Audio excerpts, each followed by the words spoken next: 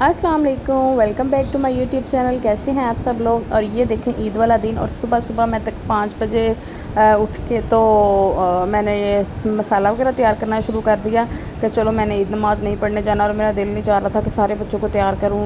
तो मैंने कहा चलो मैं पुलाव बनाना शुरू कर देती हूँ, सब आएंगे तो उससे पहले मैं जो है ना पुलाव बना लेती हूँ। लेकिन फिर सडनली मेरा मूड चेंज हो गया। खड़े खड़े मैंने सिर्फ अभी टमाटर की पेस्ट बनाई थी तो मैं बच्चों को आके कमरे में उठाया जो इतने गहरे सोए हुए थे और मायशा तो उठने का नाम नहीं ले रही थी। तो इसको फिर मैंने सोए सोए तकरीबन नींद में थी कभी बिठाया और इसको कपड़े पहनाए और दूसरी बच्चियों को भी। और मेरे पास थे, मैंने किचन से मैं 5:20 पे कमरे में आई हूँ और 5:45 जमात थी।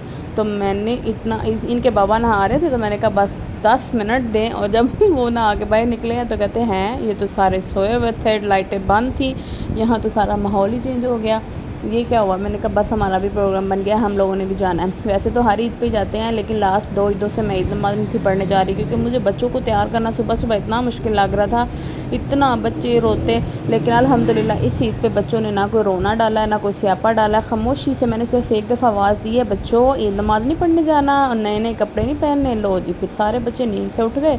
और ये छोटी वाली थी ज़रा थोड़ा सा, लेकिन शुक्र है इसने भी तो तंग नहीं किया। बैठ जाओ हैं अंशा, मायशा मेरे साथ बैठ जाती है। नहीं चलाते, वो हमारे साथ साथ ही आ रहे हैं पीछे। आगे आ जा मेरे पास। नहीं नहीं यहाँ इन लोग बिठाओ, वो बिठा लेता है उसको। बेटा ट्यूशन भी तो जाती हो ना बेटा, कुछ नहीं होता। ओए इन्नू कहना पिया वा मायशा को मेरी प्यारी सी शहजादियाँ दो, मामू साथ बैठ जाओ। देख आके बैठ जा यार दोनों बैठ फिर रोएंगी। हाँ वो दो, चलो चलो आ रहा है मामू साथ, ठहरो बैठने दो। वो कितना खुश हो रही है उसके साथ। चलो सान आगे चल। बिस्मिल्लाह।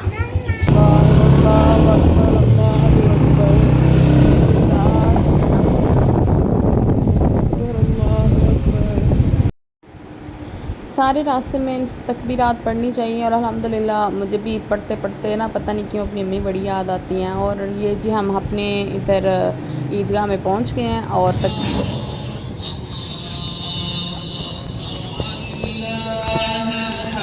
इधर से उतरो नीचे।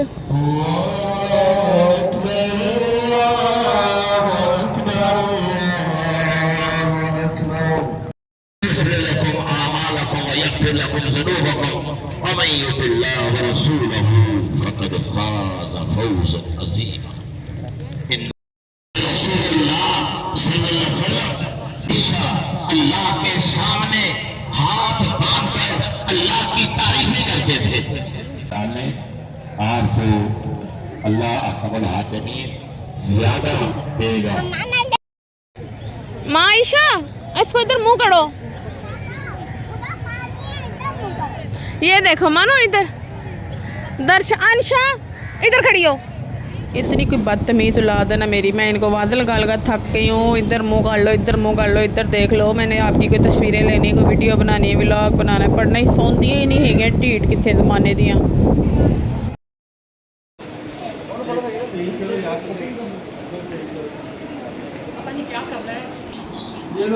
चलो पकड़ लो पकड़ लो। ये मानो कि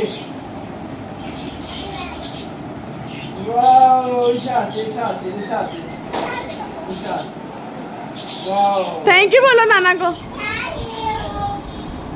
ओ देखो वो तनु थम्स अप कर दिया। Where is Ayan? नाना ने ईदी दी है। वाह अयान बड़ा है ना। हाँ बड़े भाई को 2 मिलते होते हैं जी। ये किसने दी है? नाना ने दी है। शाबाश। लगा लो ऐनक, लगा लो ऐनक।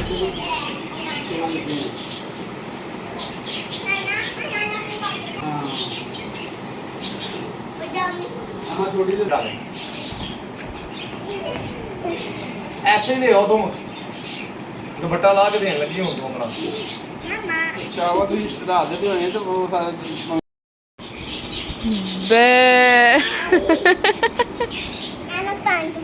चलो इसके साथ खड़ी हो दर्शा। चलें जी ड्यूटी पे वापस आते हैं हम। और ईदियाँ शीदियाँ सारे बच्चों को मिल गई थी। उसके बाद मैं अपनी ड्यूटी पे, ये तकरीबन 8:30-9 बजे का टाइम होगा, आई थिंक 8:30 का ही था।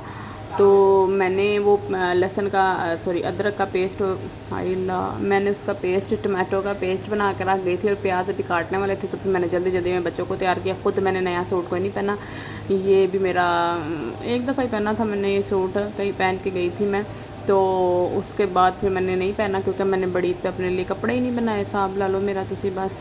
और फिर यहाँ पर मैंने पुलाव की तैयारी कर रही थी और बाबा से पूछने गई हूँ कि पुलाव पकाने का क्या करना है। अब वो सारा पुलाव ही बना ला, पुलाव ही बना ला, सारा सालन बना की करना, दूजी बारी फिर सालन ही बनाना नहीं यार कहना 100 रुपये वाला सालन तो वो सही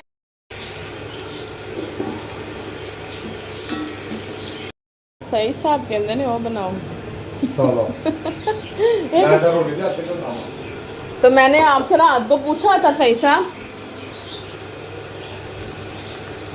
पुलाव नहीं खाना, फिर रोटी पका दूँ हैं?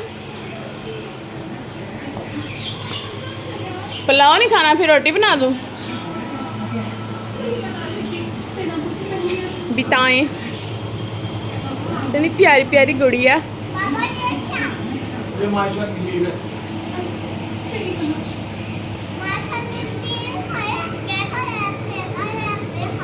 मायशा को तुम्हारे बाबा कैसे चारते रहते हैं। पेट पूजा फिर काम दूजा, मुंह भर गया उसका।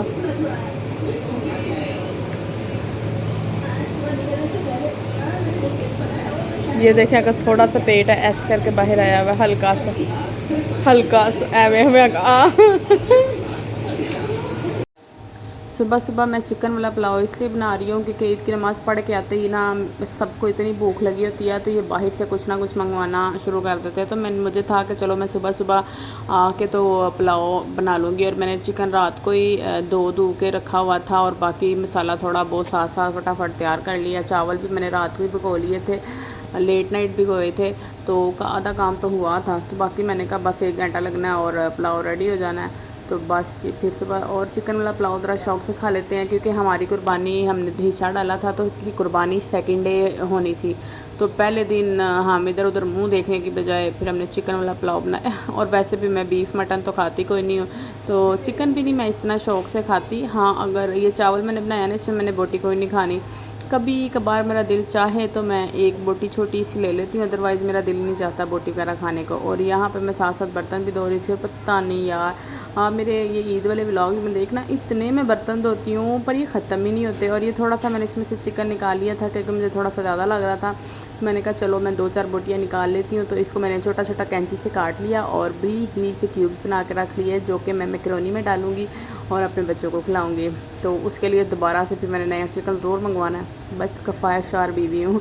और ये जो मेरे फूल पड़े होते हैं ना, कभी इस तरफ पड़े होते हैं कभी उस तरफ पड़े होते हैं, आप भी देखते होंगे हैं फूल, पहले उधर था तो इधर था, बस मुझे अच्छे लगते हैं। अब मैं और लेके आऊँगी अपने किचन के लिए, अभी है मेरे पास 2 बेचारे, तो फिर कोई 4-5 और लेके आऊँगी ना, फिर किचन में हरा भरा और ग्रीनरी सी रहेगी। और ऊपर से मेरा भी किचन इतना प्यारा भी नहीं है, इसकी शेल्फ़ भी टूट गई है, तो वो भी मैंने हम लोगों ने जो इस घर के ऑनर हैं उन लोगों से अपील की हुई है कि आप हमें शेल्फ़ नहीं डलवा दे, भाई ऐसे बहुत गरीब बंदे हैं, हम लोग इतना ख़र्चा नहीं कर सकते ना। और दूसरा ये देखिए किचन के नीचे वाली जो चूल्हे के नीचे वाली जो शेल्फ़ है ये हम लोगों ने खुद डाली थी, यहाँ पे तो कुछ था ही नहीं, और ये कुकिंग रेंज रखने की जगह थी और वो साढ़े को है नहीं, मेरे पास था कुकिंग रेंज, मैंने अपनी काम वाली को दे दिया। और ईद वाला दिन था, तो जब ईद नमाज़ पढ़ के आया ना, तो यहाँ पे इतना ज़्यादा गंद बच्चों ने डाला हुआ था, बल्कि मैं ही डाल के गई थी गंद सुबह सुबह बच्चों को जल्दी जल्दी में तैयार करके। तो फिर मेरे मियाँ साहब कहते तुम किचन में चावल चूवल बना लो, मैं तुम्हारे साथ सफाई करवा देता हूँ कमरे में। मैंने वैसे इन्हें मना भी किया कि आप ना करें, पहली दफ़ा ही मना किया, मैं कोई नहीं करती मना। मैं कहती हाँ लगे हैं तो करते, लेकिन मैंने कहा कि चले आज ईद है, आप लोगों ने आपने ज़रूर काम करना, कहते तुम भी तो कर रही हो। मैं कहा हाँ ये इतने अच्छे मियाँ किस किस के पास हैं। और ईद वाले दिनों में मेरे हस्बैंड या छुट्टी वाले दिन में मेरे साथ सफाई करवा देते हैं, क्योंकि उस दिन हेल्पर को नहीं आती, तो फिर हम दोनों मिलजुल के काम कर लेते हैं। मैं किचन कर लेती हूँ, वो कमरा साफ़ कर लेते हैं, लाउंज भी साफ़ कर देते हैं सफाई। और ये टाकियाँ शाकियाँ कोई नहीं मारते, कहते चलो मैं सीधा सीधा धो ही देता हूँ, वाइपर लगा देता हूँ, और वो ज़्यादा बेस्ट हो जाता है, उससे ज़्यादा अच्छा नीट और क्लीन साफ़ हो जाता है।